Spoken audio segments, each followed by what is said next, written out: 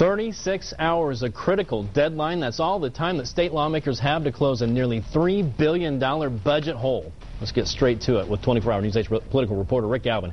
He's in Lansing live watching today's developments. Rick? Brett, did you ever see the movie Groundhog Day? It's where a meteorologist wakes up in a Pennsylvania town every day, and it's the same story over and over again. Change the locale to Michigan and make it a political reporter, and it's almost the same. 2 years ago, I stood within 150 feet of this very spot and told you 36 hours away from a possible government shutdown. The difference is this time there's not likely to be a shutdown, although it's not an impossibility. First, let's get the latest update. Senator Mike Bishop is the leader of the Republicans over in the upper chamber. I talked with him just a few minutes ago, and I asked him this question.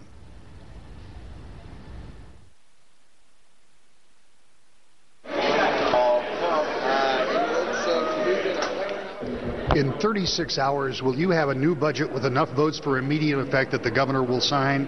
Will you have a continuation budget, or will you still have a big problem? I can never guess what the governor's going to do. I just will candidly tell you I'm not sure where she is. All I can tell you is that her legislative leader in the House, Speaker Dillon, and I have worked out an agreement, and all we're doing is implementing that agreement. Our goal is to balance a budget so there's no shutdown.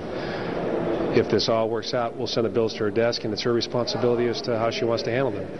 You know, if I'm her advisor, I would tell her that it may not be perfect as far as she's concerned, but it's a whole lot better than shutting this place down. Where do you hope to be? Now, the question is, what will the governor do? What will the House do? They still have a lot of conference reports to pass out. We're told that some revenues may be considered, but don't look for those revenues to be passed, perhaps not even in the House, and almost certainly not over in the Senate. What happens if the governor gets an all-cuts program that uses more stimulus money than expected? We don't know. She's been quiet on that subject. She hasn't threatened the veto, but she said she's very unhappy about the cuts. In the end, there are 36 hours to make these decisions. It's going to be a very long night tonight. We're told to expect this to go well into the evening hours, perhaps as late as midnight, and they could start a new session at 12:01 and move into the new day. But remember, the clock is ticking. They've got to get something done, and they've got to get it done relatively soon.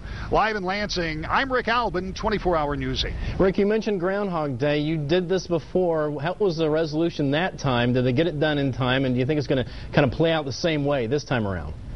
I think it'll be a little different for two reasons. One is both the Speaker of the House and the Senate Majority Leader have worked together. They've been through this before.